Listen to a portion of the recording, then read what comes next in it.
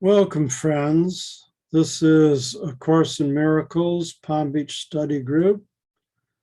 Today we are in Chapter 8, Section 9, Healing as Corrected Perception. In the text, it's on page 157. Paragraph 1. I said before that the Holy Spirit is the answer. He is the answer to everything because he knows what the answer to everything is. The ego does not know what a real question is, although it asks an endless number. Yet you can learn this as you learn to question the value of the ego and thus establish your ability to evaluate its questions. When the ego tempts you to sickness, do not ask the Holy Spirit to heal the body, for this would merely be to accept the ego's belief that the body is the proper aim of healing. Ask rather that the Holy Spirit teach you the right perception of the body, for perception alone can be distorted. Only perception can be sick, because only perception can be wrong.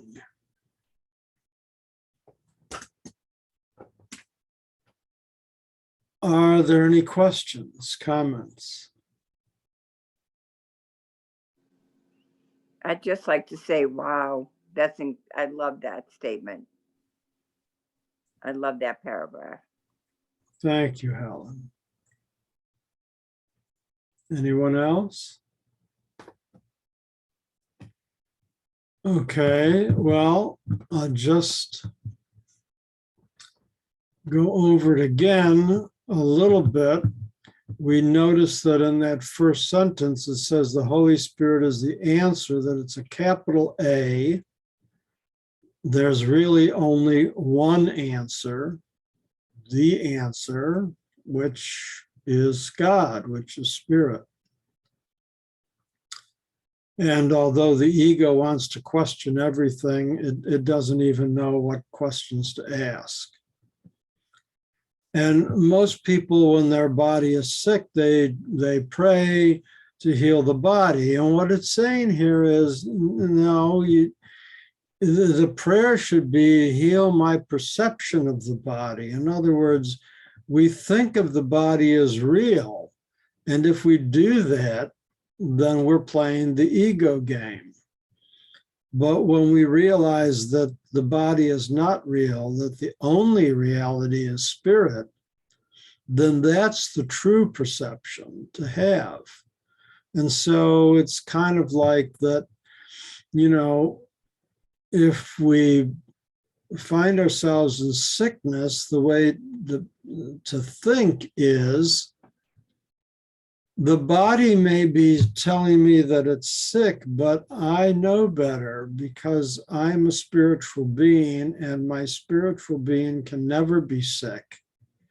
The body is temporary. It's not going to last forever. I already know that. And so, although I do what I can to take care of my body, and if I need to take medicine or go to the doctor, I'll do that. But I'm not going to be fooled into believing that I am my body, as I know better. The answer is that I'm not my body. I'm a spiritual being. That's who my true self is. Paragraph 2. Wrong perception is the wish that things be as they are not. The reality of everything is totally harmless. because total harmlessness is the condition of its reality. It is also the condition of your awareness of its reality. You do not have to seek reality. It will seek you and find you when you meet its conditions. Its conditions are part of what it is. And this part only is up to you. The rest is of itself. You need do so little because your little part is so powerful that it will bring the whole to you. Accept then that your little part and let the whole be yours. The key to understanding this paragraph is that the definition of reality is spirit.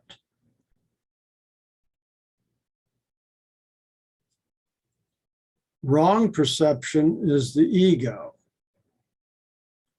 But reality, spirit, is totally harmless.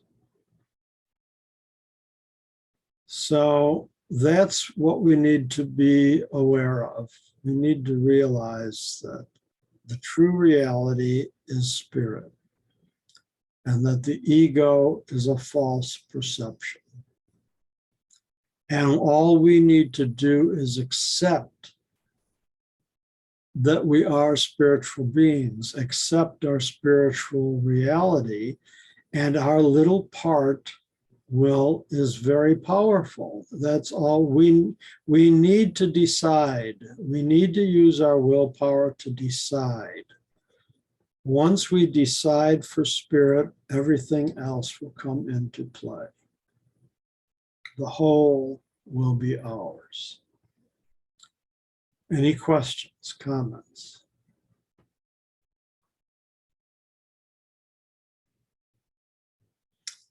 Paragraph 3. Wholeness heals because it is of the mind. All forms of sickness, even unto death, are physical expressions of the fear of awakening.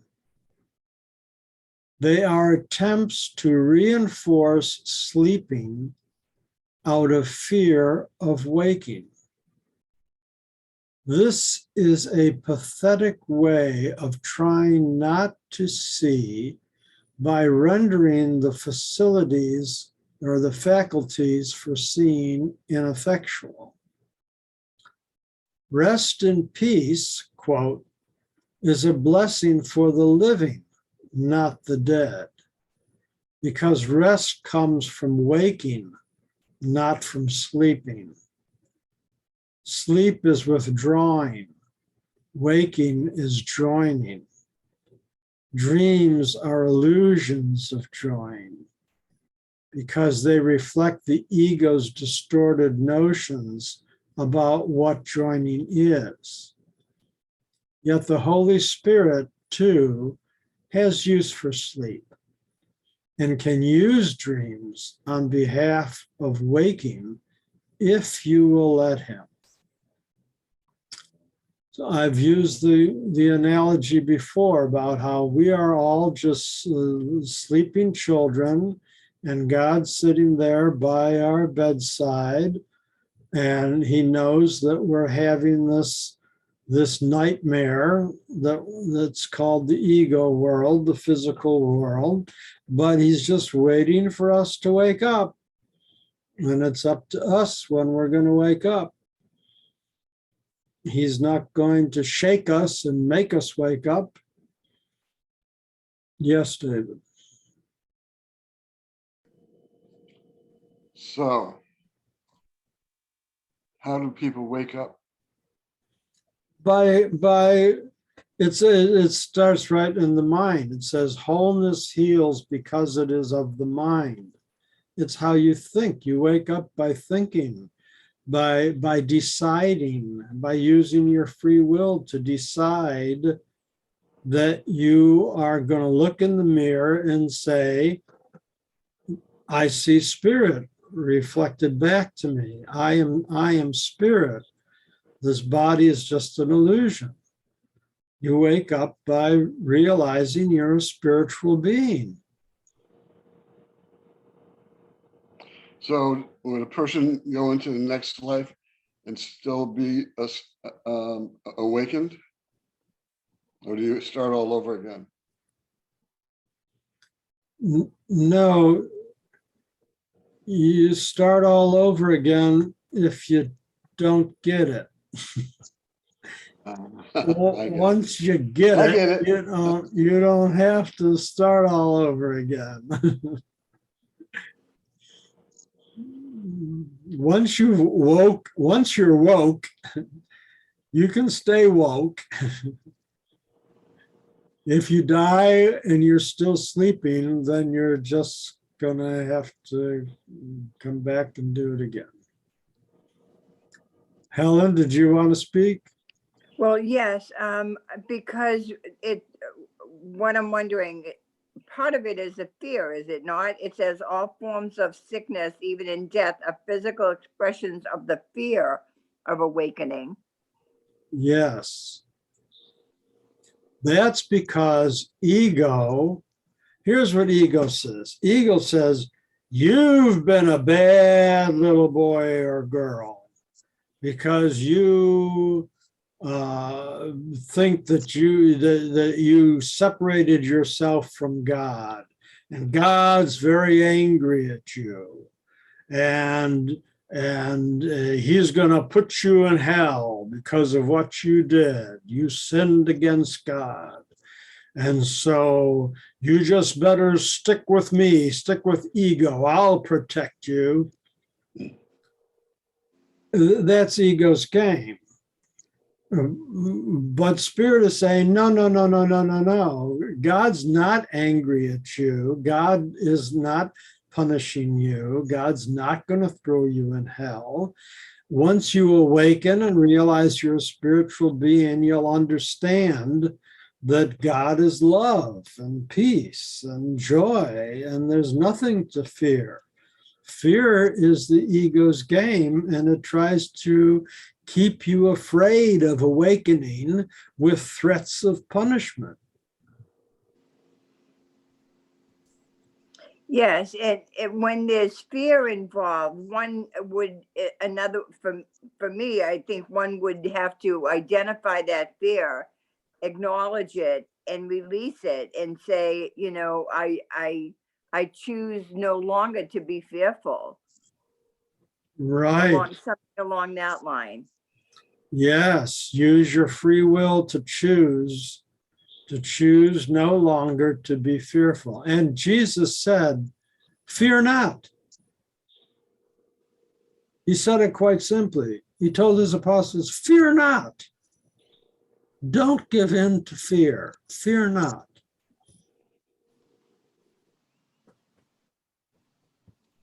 Thank you. You're welcome. Paragraph 4. How you wake is the sign of how you have used sleep. To whom did you give it? Under which teacher did you place it? Whenever you wake dispiritedly, it was not given to the Holy Spirit. Only when you awaken joyously have you utilized sleep according to his purpose. You can indeed be drugged by sleep if you have misused it on behalf of sickness. Sleep is no more a form of death than death is a form of unconsciousness. Complete unconsciousness is impossible. You can rest in peace only because you are awake. So, again, we have to be very careful with the language here. Because we sleep, we say, oh, well, everybody needs 8 hours of sleep. We have to sleep. We can't not sleep. And we're thinking of sleep in that physical term. But the Course's understanding of sleep is being encased in the ego thinking. We are asleep when we're thinking with the ego, which is putting us in the dream, as opposed to being awake as a spiritual being and being woken out of the dream of ego. So I'm pretty sure that's how they're using this term sleep here.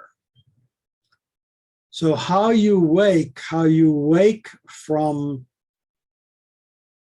the dream of ego is a sign of how you have used sleep, how you have used your ego existence. To whom did you give it? Did you give your dreaming existence to ego, or did you give it to spirit? Under which teacher did you place it? Did you place it under ego? Did you place it under spirit? Whenever you wake dispiritedly, without spirit, it was not given to the Holy Spirit.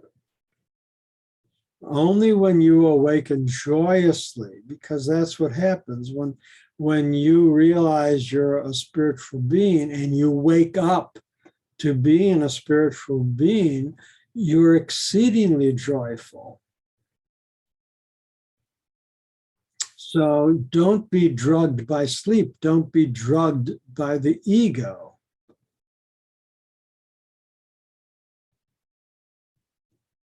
Any questions, comments?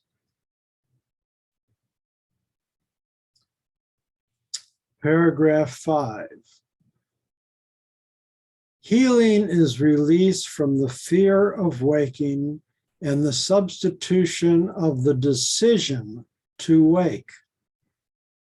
The decision to wake is the reflection of the will to love, since all healing involves replacing fear with love.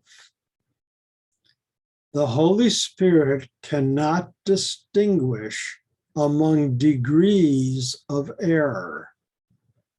For if he taught that one form of sickness is more serious than another, he would be teaching that the error can be more real, be teaching that one error can be more real than another.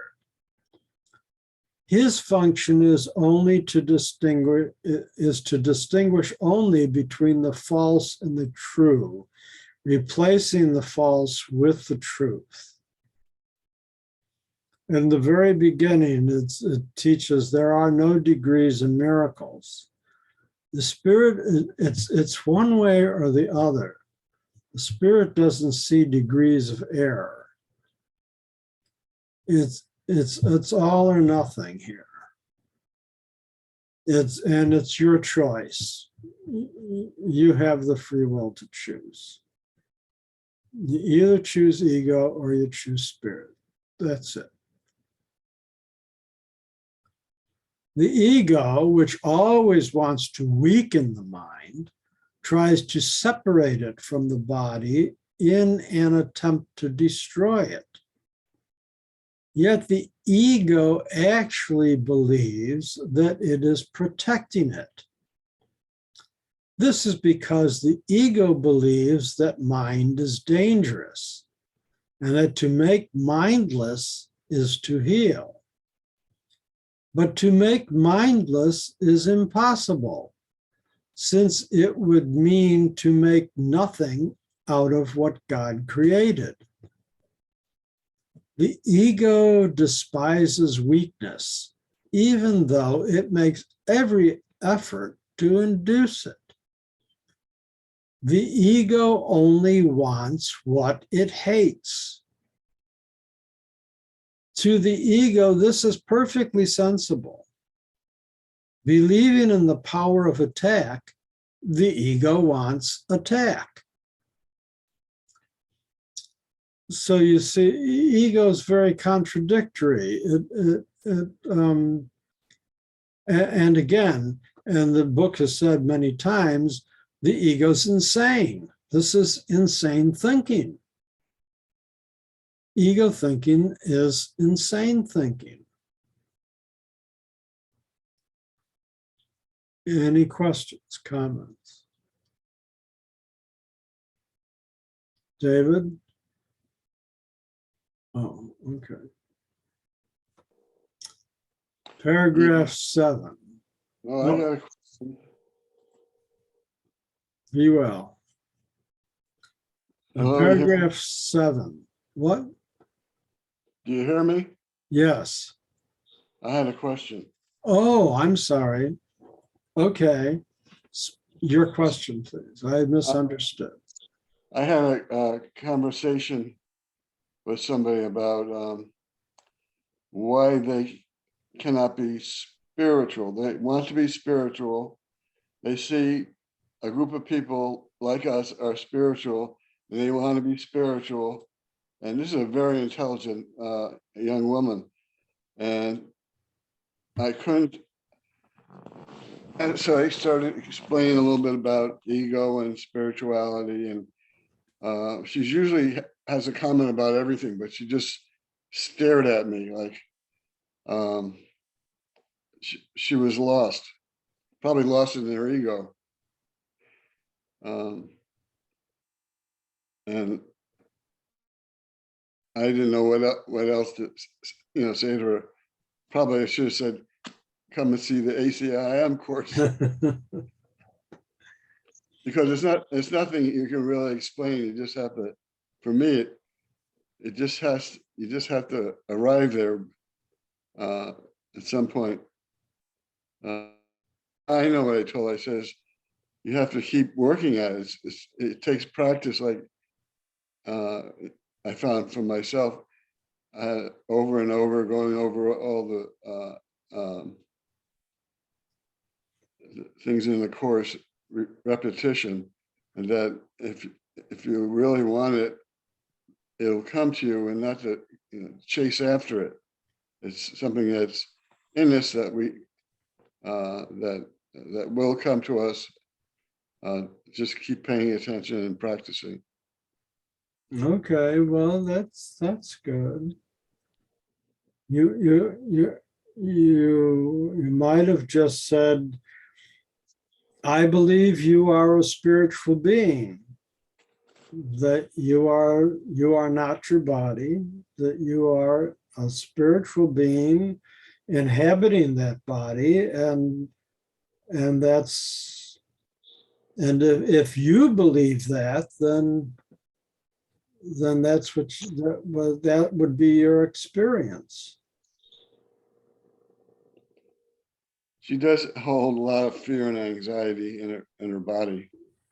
I think that might have something to do with it. If she's questioning, she's on the path, and she will find the teachers that she needs, because Holy Spirit will guide her to find the teachers that she needs to continue on the path.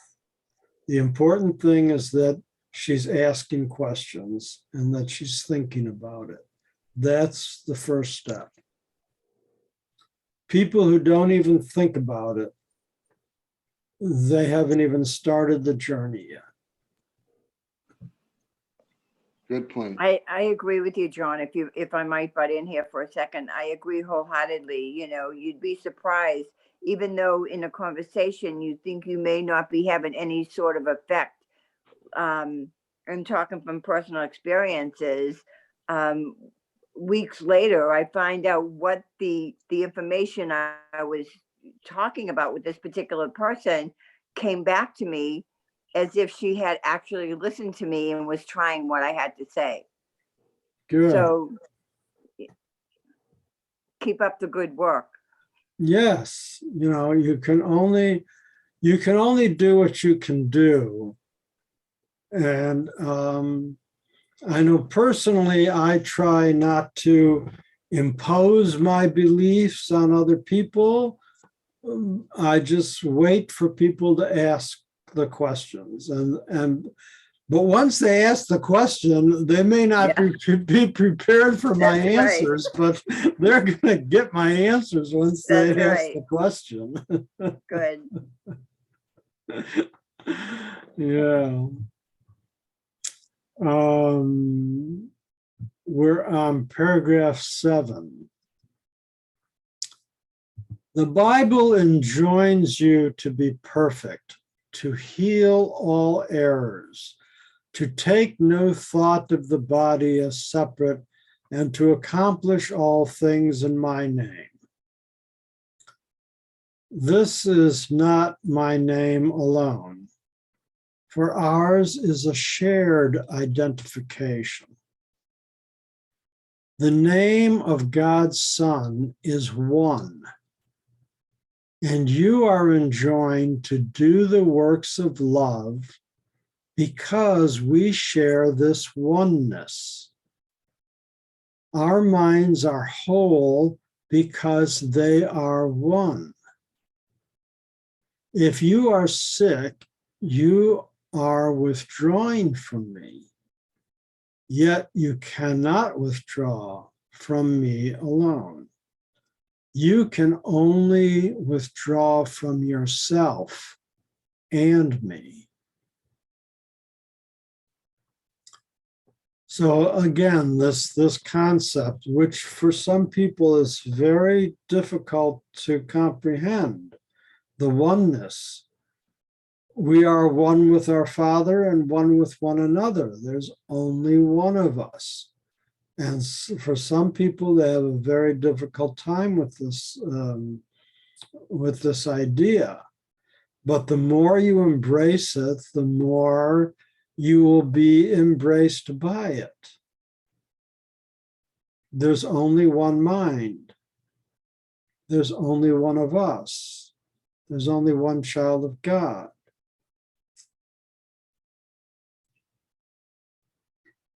There's only one Spirit.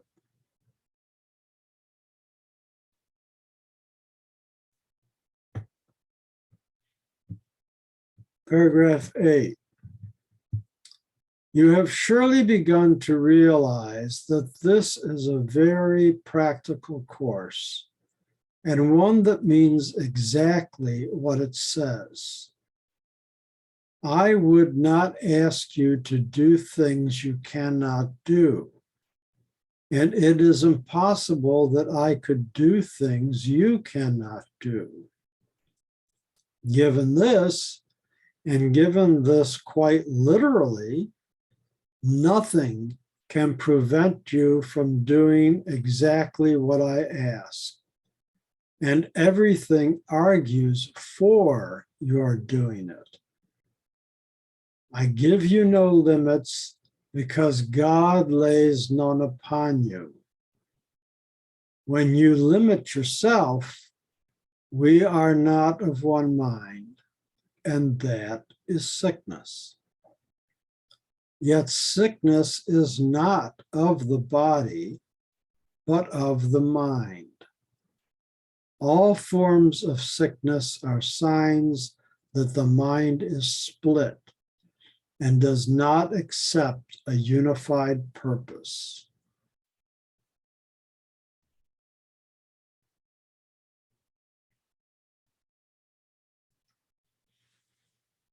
So again, the references where he says, I would not ask, we understand that this is Jesus speaking to us, that it is Jesus who is giving us these lessons.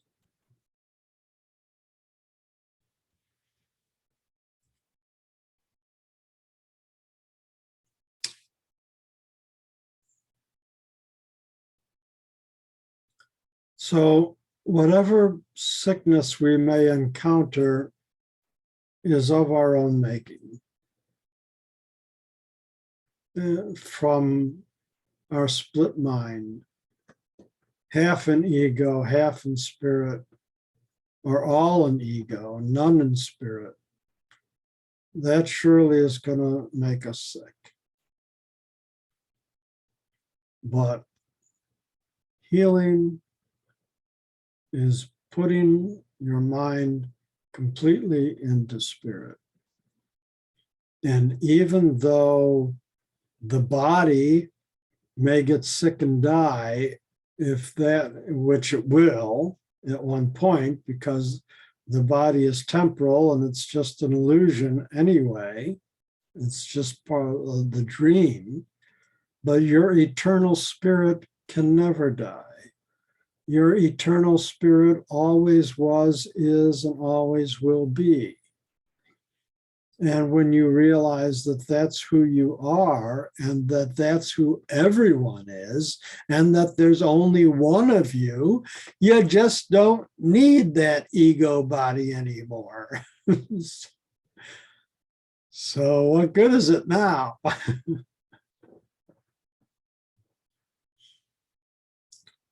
Our last paragraph 9. The unification of purpose, then, is the Holy Spirit's only way of healing. This is because it is the only level at which healing means anything. The re-establishing of meaning in a chaotic thought system is the way to heal it. Your task is only to meet the conditions for meaning, since meaning itself is of God.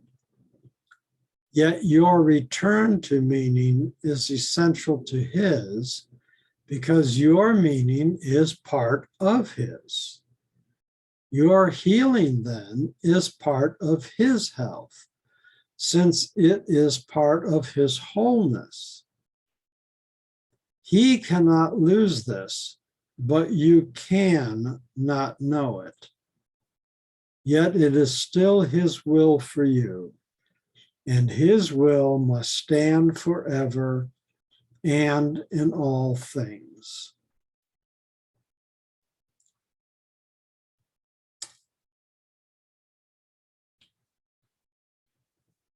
Any questions, comments?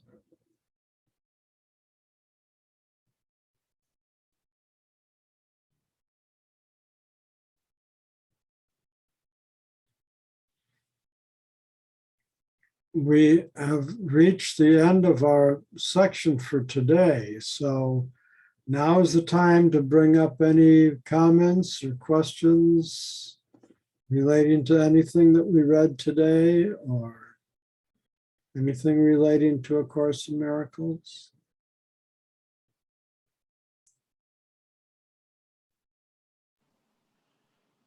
Yes, Helen? So I always have some sort of comment. That's fine. This part is particularly meaningful to me. And trying to work with it is been a life lesson for me. Understand that the body is not who I am, if you will. And it's so prevalent in our society that this information is just amazing to me. I wanted to share a story, if I may. Yes. I had a conversation with a lady one day where I live, and she uses a walker. And when I sat down at the table and we were sitting together, she right from the very beginning, told me about her illnesses, and went on to say one illness after another. And she has problems with her back and her legs. And eventually, I asked her, what brought this on? How did this happen? And she said, my husband used to beat me up and kick me while I was on the floor. I was stunned, and everything just fell right into place for me. That all of that made sense. All of her pain, her anger, she still holds so much resentment and grudge, and it just made so much sense. And I interjected a couple of things, and I think she may have taken in what I said, but it's not. It's up to her how she is with her life and what she wants to do. But that story always rings true when I read about this. When I read the effects of the pain and the so anyway, I think I've kind of overspoke a little. No, that's okay. What you can do to help her is hold her in the light.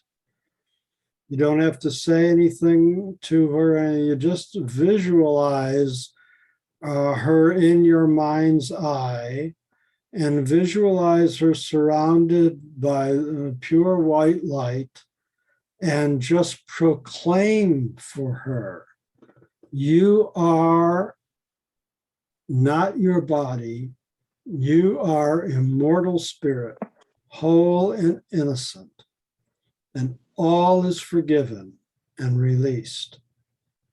And you can send that to her because your mind and her mind are linked. And she may not consciously hear you talking to her, but her spirit will hear you talking to her. Thank you, John. You're welcome. All righty then, we have reached the end for tonight. We appreciate you being here. Let's have a moment of silence.